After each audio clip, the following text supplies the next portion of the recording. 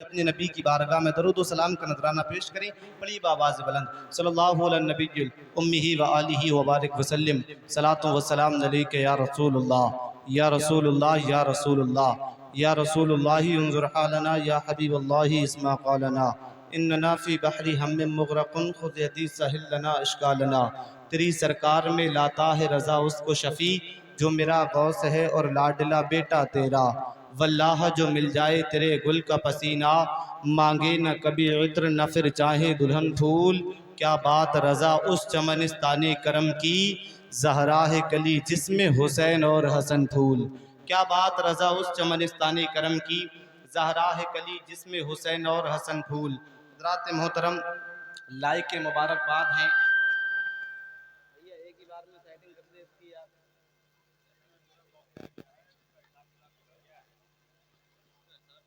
لائق مبارکباد ہیں آپ حضرات کہ آپ نے سرکار غوث اعظم کے ذکر کی محفل کو سجایا اور رچایا۔ اللہ تعالیٰ کی بارگاہ میں دعا ہے کہ مولا تعالیٰ اس محفل کو اپنی بارگاہ میں شرف قبولیت عطا فرمائے۔ حضرات ابھی آپ کو میرے بعد اور بہت سارے علماء کرام سے بیانات اور شعراء کرام سے نعتیں سننی ہیں۔ میں بس تھوڑی سی دیر کے لیے چونکہ میرا اور آپ کا بہت پرانا رشتہ ہے، میری زندگی کے 4 سے 5 سال آپ کے دیار محبت اسی غوثیہ مسجد میں کٹے ہیں، اور یہ میرے استاد محترم میں مانتا ہوں دل سے کہ بہت حضرت کا مجھ پہ کرم ہے، حضرت کی ہی بدولت ہے کہ آج مجھ جیسا ناچیز بھی آپ کے سامنے بیٹھ کر کے اپنی بات رکھ رہا ہے، اپنی بات کر رہا ہے، بات کر سکتا ہے۔ یہ جو ہے استاد محترم جو ہے کہ بڑی محنتیں کی ہیں استاد محترم قاری راشد رضا صاحب قبلہ نے، اللہ سلامت رکھے۔ ایک بار نبی کو پکاریں کہیں یا رسول اللہ۔ حضرات بہت خوشی کی بات ہے آپ نے نبی کے ذکر کی محفل کو سجایا، اور یہ ہمارے لیے بڑی عام بات بن گئی ہے، بڑی آسان سی بات ہے۔ آج اگر اس یہاں پہ بھی دیکھیں ذرا سے چھوٹے چھوٹے بچوں نے جو ہے مل کر کے مشورہ کیا، اور پھر دل کے اندر عشق نبی ان کے جب تڑپا، تڑپنے کے بعد پہلے بچوں نے ابتدا کی کہ نبی کا جلسہ سجایا جائے، غوث اعظم کی 11ویں منائی جائے، بچوں نے چاہا۔ اور یہ دیکھیے گا کہ بچوں کی محنتوں میں جو ہے اللہ نے کیسے رنگ عطا فرمائے کہ آج یہاں پروگرام ہو رہا ہے۔ بڑی آسان سی بات ہے، ہم تو ہم ہیں، ہمارے بچے بھی اگر چاہیں تو پروگرام کو سجا لیا کرتے ہیں، لیکن میرے پیارے اب سے 100 یا پھر 150 سال پہلے آپ جائیے، یہی نبی کریم صلاۃ و تسلیم کے ذکر کی محفلوں کو آپ دیکھیں تو اس وقت میں نبی کے ذکر کی محفل کو سجانا کوئی اتنا آسان بات نہیں تھا، کوئی اتنا آسان کام نہیں تھا نبی کے ذکر کی محفل کو سجانا۔ جب کوئی نبی کے ذکر کی محفل کو سجاتا تو پھر لوگ اس کو آگے بڑھ کے روک دیا کرتے، اور روک کر کے کہا کرتے کیا کر رہے ہو تم، نبی کی میلاد سجا رہے ہو؟ یار یہ تم نے عجیب طرح کی بدعت نکال لی ہے۔ اگر کوئی نبی پہ صلاۃ و سلام پڑھتا تو اشرف علی تھان بھی کھڑے ہو کر کے کہتا تم نبی پہ صلاۃ و سلام پڑھ رہے ہو، یہ بالکل نئی بدعت نکال لی ہے تم نے۔ طرح طرح سے مسلمانوں کو روکا جانے لگا کہ نبی کا ذکر نہ کیا جائے، نبی پہ درود و سلام نہ پڑھا جائے، نبی کی نعتوں کو نہ گنگنایا جائے۔ اب جو ہے کہ تمام کے تمام جو ہے عوام اہل سنت آپ کی ہی طرح سنی بھولی بھالی عوام پریشان ہو گئی کہ نبی کا ذکر کیسے کیا جائے۔ لوگ روک رہے ہیں، اور وہ روک رہے ہیں جو علماء کرام کا چولا پہن کر آ رہی ہیں، اور جو ہے علماء کرام کی طرح داڑھی بھی رکھے ہوئے ہیں، علماء کرام کی طرح صافہ بھی باندھے ہوئے ہیں، لیکن نبی کا ذکر کرنے سے روک رہے ہیں۔ آخر کیا کیا جائے؟ اب عوام اہل سنت پریشان ہے، لوگ پریشان ہیں۔ پریشان ہونے کے بعد جیسے آج کوئی مسئلہ اٹک جاتا ہے، امام صاحب کے پاس جاتے ہیں، علماء کرام کے پاس جاتے ہیں، اس وقت کے لوگ بھی علماء اہل سنت کے پاس پہنچے، علماء کرام کے پاس پہنچے، اور پہنچنے کے بعد اپنی بات کو رکھتے ہیں، کہتے ہیں ہم نبی کا ذکر کرنا چاہتے ہیں لیکن ہم کو روکا جا رہا ہے۔ کبھی کوئی کہتا ہے نبی پہ درود و سلام نہ پڑھو، کبھی کوئی کہتا ہے نبی کے ذکر کا جلسہ نہ سجاؤ، کبھی کوئی کہتا ہے نبی کی میلاد کو نہ مناؤ، کبھی کوئی کہتا ہے 12 ربیع النور کے جلوس کو نہ نکالو۔ آخر کیا کیا جائے؟ جیسے کہ آج علماء کرام مسئلے کا حل کرتے ہیں، اس زمانے میں بھی علماء کرام نے مسئلے کا حل کیا، اور لوگوں کو جو ہے کہ آپ نے مشورہ دیا، علماء کرام نے کہا کہ اگر اس بات کا جواب چاہتے ہو، ان لوگوں کو جواب دینا چاہتے ہو تو ایسا کرو، بریلی کی زمین پر جو محلہ سودا گران ہے، محلہ سودا گران کے اندر جو جو نبی کا لاڈلا احمد رضا رہتا ہے، کہیے سبحان اللہ، احمد رضا رہتا ہے، اس کی بارگاہ میں چلے جاؤ، وہ جو فیصلہ کر دیں گے وہی کرنا ہے۔ اب تمام کے تمام لوگ ہیں، علماء اہل سنت ساتھ میں ہے، بریلی کی زمین پہ پہنچے، بریلی کی زمین کو چوما، اور چومنے کے بعد تیار اعلیٰ حضرت میں حاضر ہوئے۔ حاضر ہونے کے بعد عرض کرتے ہیں حضور ہم نبی کے ذکر کی محفل کو سجانا چاہتے ہیں، نبی کی میلاد کو منانا چاہتے ہیں، نبی کے جلوس کو نکالنا چاہتے ہیں، نبی پہ درود و سلام پڑھتے ہیں۔ تو اشرف علی تھانوی آگے بڑھ کے کہتا ہے نبی پہ سلام پڑھ رہے ہو، یہ نئی بدعت نکال لی ہے، آقا آپ بتائیں نبی کا ذکر کرنا ہے یا نہیں کرنا ہے، نبی پہ درود و سلام پڑھنا ہے یا نہیں پڑھنا ہے؟ تو میرا امام پکار کر کے کہتا ہے اگر یہ نبی کا ذکر کرنے سے روک رہے ہیں تو تم کو رکنا نہیں ہے بلکہ ان کو جواب دینا ہے۔ حضور جواب کیا دینا ہے؟ میرا امام فرماتا ہے جواب یہ دینا ہے خاک ہو جائے ابو چل کر مگر ہم تو رضا، خاک ہو جائے ابو چل کر مگر ہم تو رضا، دم میں جب تک دم ہے ذکر ان کا سناتے جائیں۔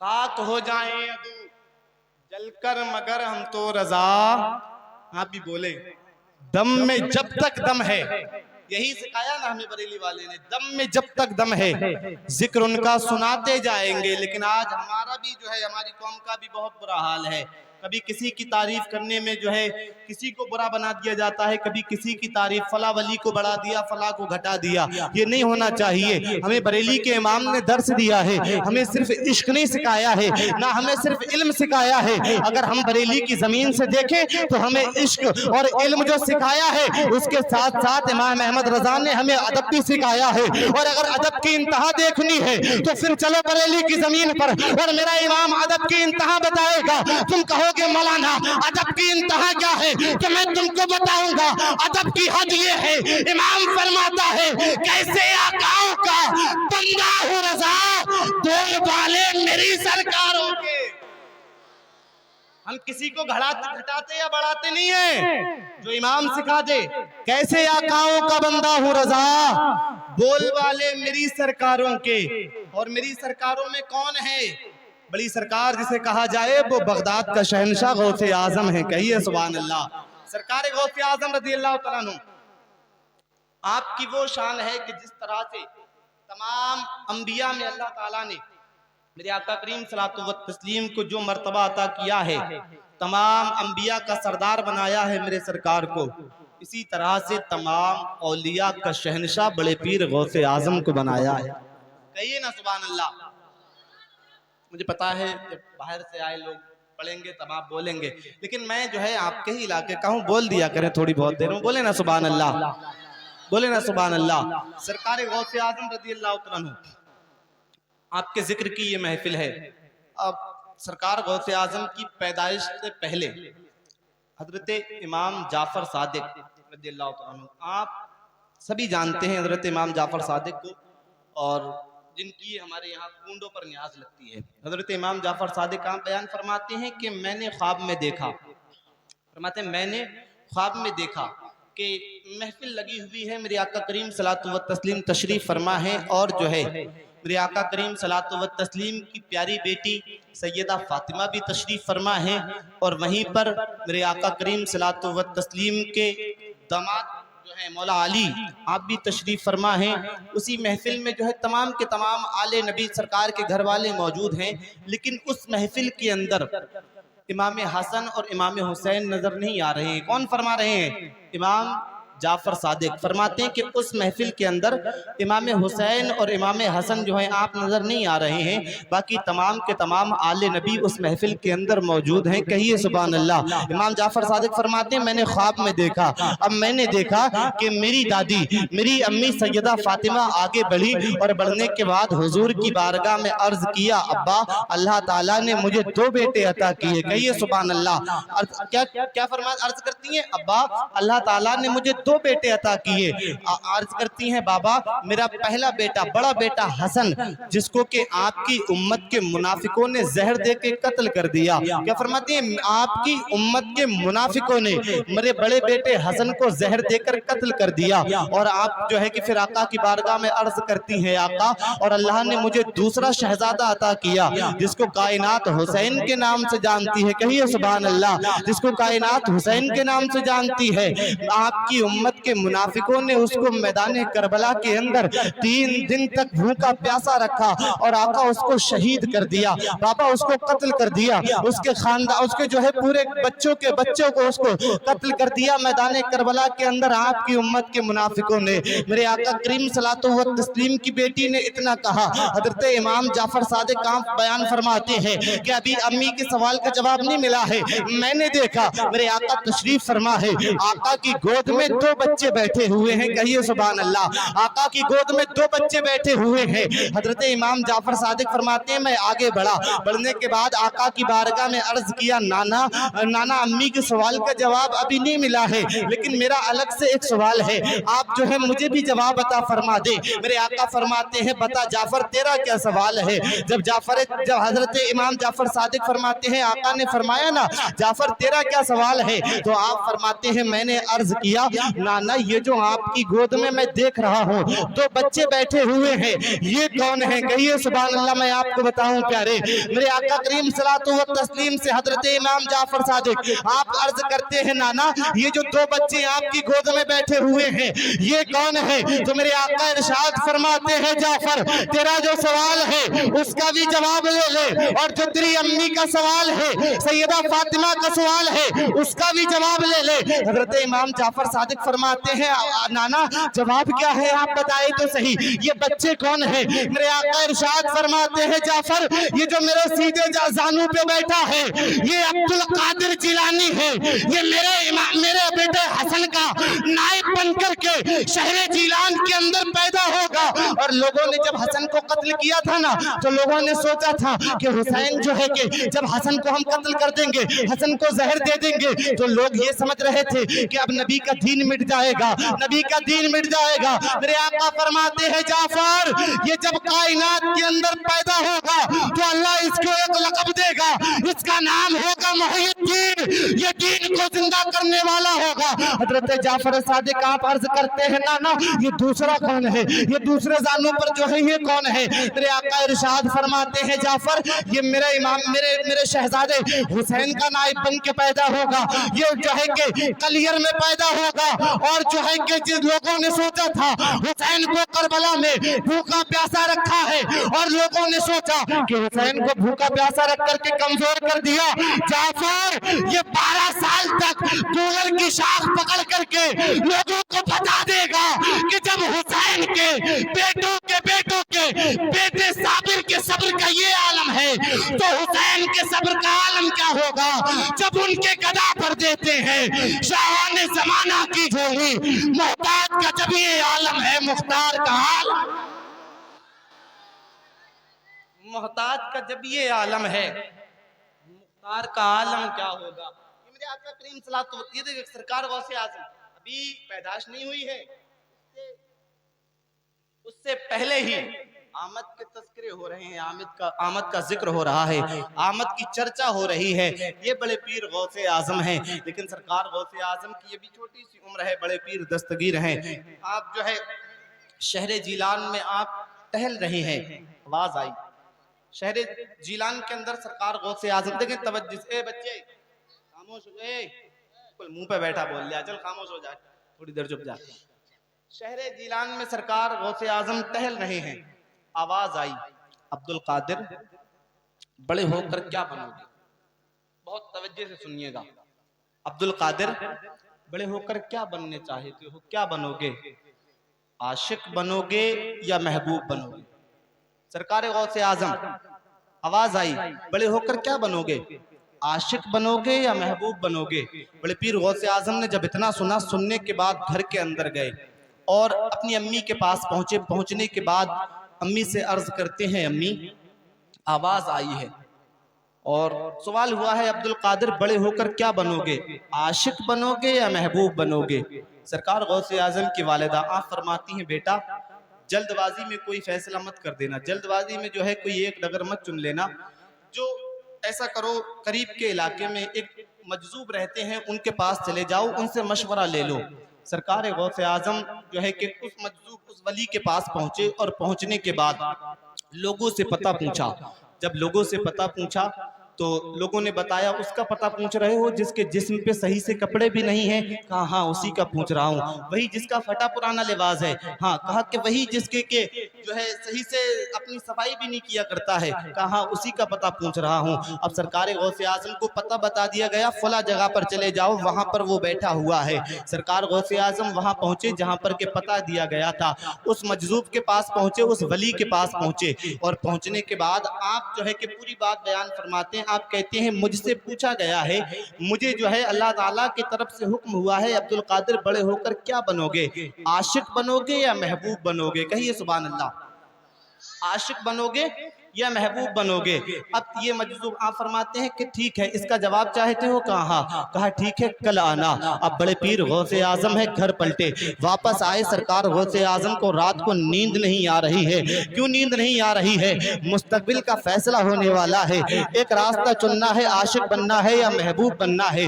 بڑے پیر غوث اعظم ہیں، آپ کی جیسے تیسے رات بسر ہوئی، صبح کو جیسے ہی سورج نکلا بڑے پیر غوث اعظم جو ہے کہ وہاں پہنچے جہاں پر یہ مجذوب ہوا کرتا، جہاں پر یہ بیٹھا کرتا تھا۔ سرکار غوث اعظم جب وہاں پر پہنچے تو دیکھا کہ وہ نہیں ہے۔ ایک شخص سے پوچھا کہ جو یہاں پر مجذوب بیٹھا کرتے تھے وہ کہاں ہے؟ تو کسی نے کہا کہ اس کا پتہ پوچھ رہے ہو، اس کا تو رات انتقال ہو گیا۔ جب اتنا سن کر کے غوث اعظم رضی اللہ تعالیٰ عنہ آپ نے سوچا کہ اس کا انتقال ہو گیا، اب فیصلہ اب جو ہے مجھے بتائے گا کون، مشورہ کون دے گا؟ بڑے پیر غوث اعظم آپ فرماتے ہیں اس کی قبر کہاں ہے؟ لوگوں نے کہا قبر کیسی؟ ہمیں اس کے مذہب کے بارے میں علم نہیں تھا، ہم نے جو ہے کہ اس کو لے جا کر کے اس پہاڑی کے پیچھے پھینک دیا ہے۔ دیکھیں تو صحیح اللہ والوں کے جو ہے جو دل میں اللہ کا جو ہے خوف اور نبی کا عشق رکھا کرتے ہیں وہ زمانے کی پرواہ نہیں کیا کرتے ہیں، زمانے میں شہرت نہیں چاہا کرتے ہیں، زمانے میں واہوائی نہیں کیا کرتے ہیں۔ یہ دیکھیں تو صحیح سرکار غوث اعظم نے جب اتنا سننے کے بعد اس طرف پہنچے جہاں پر کہ اس مجذوب کی لاش پڑی ہوئی ہے۔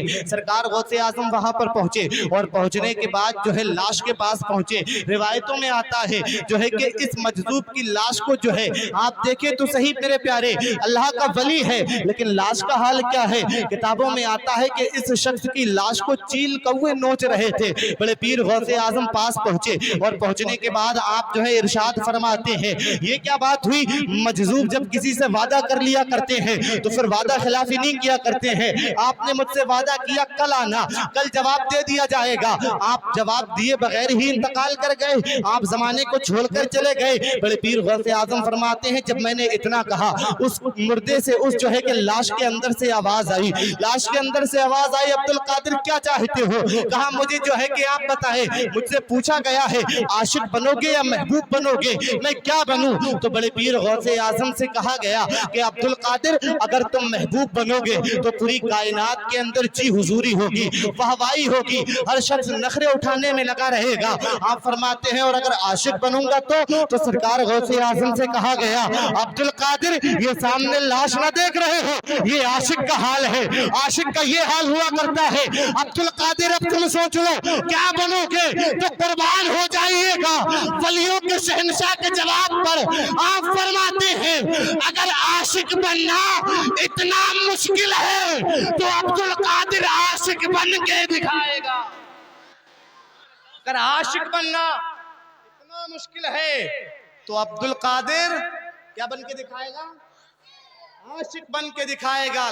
بولے نا یا غوث اعظم المدد، یا غوث اعظم المدد، عبد القادر عاشق بن کے دکھائے گا۔ سرکار غوث اعظم گھر پر واپس آئے، جیسے سرکار غوث اعظم گھر پلٹے اور پلٹنے کے بعد جو ہے اپنی امی کے پاس 18 سال کی عمر ہوئی بڑے پیر غوث اعظم کی۔ بس 5 سے 7 منٹ بعد کو اور سن لیں بس جی۔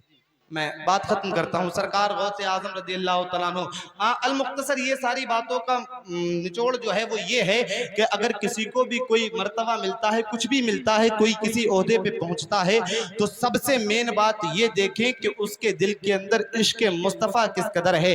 جب تک کہ دل کے اندر عشق مصطفیٰ نہیں ہوگا, چاہے کتنی ہی ڈگریاں اکٹھی ہو جائیں, چاہے کوئی کتنا ہی بڑا اپنے وقت کا عالم بن جائے, لیکن اگر دل کے اندر عشق نبی نہیں ہے تو یہاں بھی ذلیل ہے, وہاں بھی خوار ہونا ہے. اور اگر عشق مصطفیٰ دل کے اندر آ جائے, میرے پیارے آج کے زمانے کی بات تو الگ کی بات ہے, اگر اس زمانے میں کسی نے عشق کیا ہے تو عشق مصطفیٰ نے کسی کو ابو بکر صدیق بنایا ہے. کہیے سبحان اللہ. نبی کا عشق دل کے اندر ہو تو کوئی فاروق اعظم بن کے چمکا کرتا ہے, نبی کا عشق دل کے اندر ہو تو کوئی عثمان ذو النورین بن کے چمکا کرتا ہے, نبی کا عشق دل کے اندر ہو تو کوئی علی مشکل کشا بن کے چمکا کرتا ہے, نبی کا عشق دل کے اندر ہو تو کسی کو ولیوں کی شہنشاہی دے دی جاتی ہے, کوئی عبد القادر جیلانی شہنشاہ اولیاء بن جایا کرتا ہے. نبی کا عشق دل کے اندر ہو تو کوئی ہندوستان کا راجہ ہمارا خواجہ بن جایا کرتا ہے. اور ذہن کو قریب کیجئے میرے پیارے, اگر نبی کا عشق دل کے اندر ہو تو امام احمد رضا مجدد اعظم بن جایا کرتا ہے. اور یہی عشق اگر مجدد کے بیٹے کے دل کے اندر آ جائے تو مصطفیٰ رضا کو مفتی اعظم بنا دیا جاتا ہے. اور اگر یہی عشق مصطفیٰ رضا کے پوتے تیرے میرے پیر اختر رضا کے دل لے آ جائے تو اختر رضا کو تاج الشریعہ بنا دیا جاتا ہے. اور پھر عشق نبی میں تیرا میرا پیر دم بھرتا ہے اور پھر دعوے کیے جاتے ہیں, اور عشق نبی میں جھوم کر کے تیرا میرا پیر فرماتا ہے مجھے کیا فکر ہو اختر, میرے یاور ہے وہ یاور, بلاؤں کو میری جو خود گرفتار بلا کر دے, بلاؤں کو میری جو خود گرفتار بلا کر دے. بس میں اپنی بات ختم کرتا ہوں چونکہ مجھے بھی ابھی دوسری جگہ کے لیے نکلنا ہے. میرے بولنے آپ کے سننے میں جانے انجانے میں کوئی غلط ہو گئی ہو, میں آپ حضرات کو بالخصوص ان علماء کرام کو گواہ بنا کر کے توبہ کرتا ہوں.